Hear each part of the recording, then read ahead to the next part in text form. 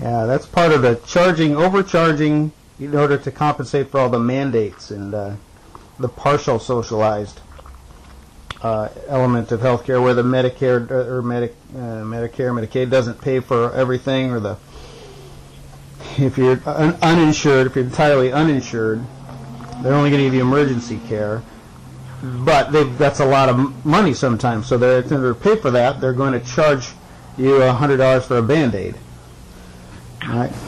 Not necessarily. There are price limitations under Medicare, and they have big set costs. Private insurance companies also watch costs through their PPO contracts. But I'll tell you, Medicare spends only 3% on administration, whereas private insurance companies, they, out of every healthcare dollar, take 30% on administration and profit. Oh my God! So, of what nationalized healthcare that we do have under Medicare, the system already shows that it saves money. So interesting.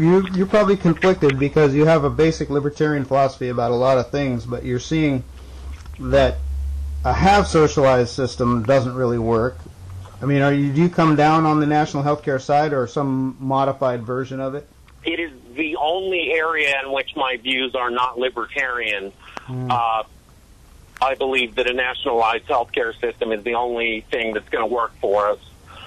They've done state studies in both Massachusetts and Connecticut showing that single-payer universal health care would save $1 to $2 billion per year from the total medical expenses in those states, despite covering all the uninsured and increasing health care benefits. Well, there's a really good argument for that, because under the current system, the costs run away because the doctor and the patient don't have any incentive to limit, and part of that is the torts in the court. The unlimited payouts through malpractice and whatnot. The doctors will just do all kinds of tests and procedures, and as many as they can think of, and the patient doesn't know any better, so it doesn't cost them any more after a certain number of dollars, so they just say, yeah, bring it on, bring it all. Let's do every test. So who's watching the costs in our current system? Really, the insurance companies, you'd think.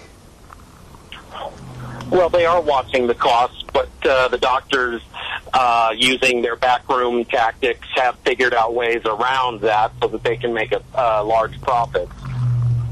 What's an example of a practice that's paid by insurance, or let's say a procedure or a medicine or something that's paid for by insurance that the doctors end up making a big profit on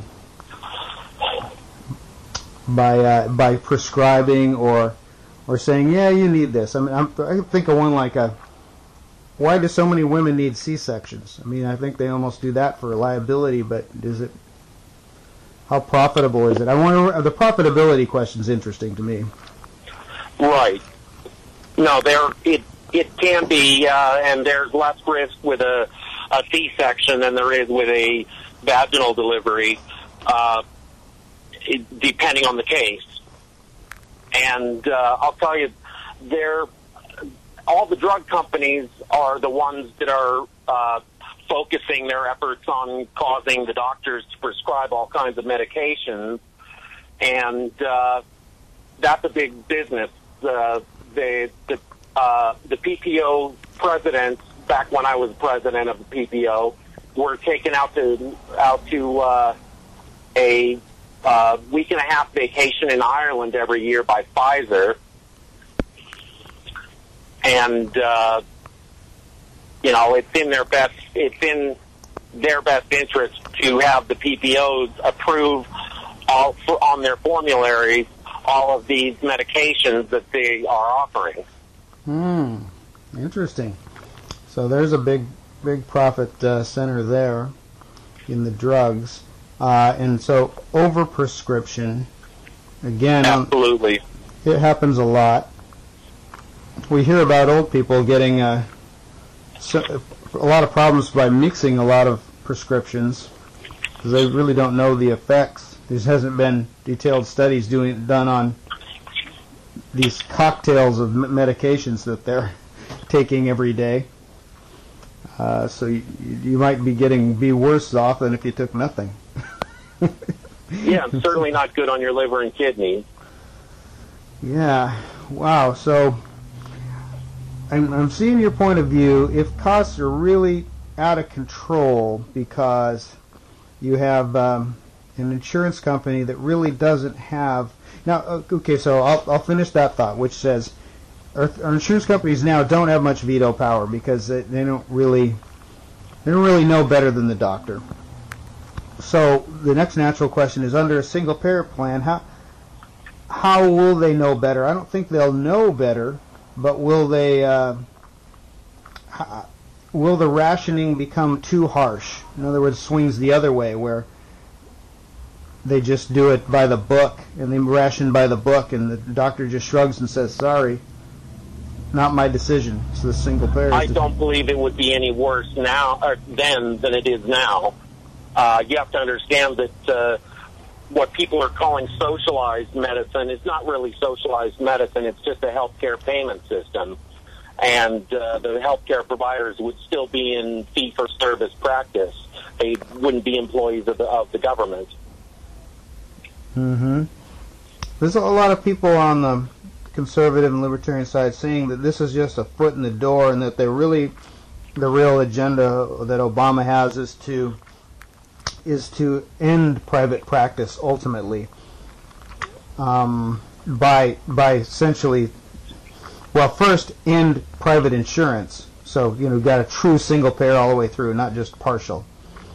Right. Then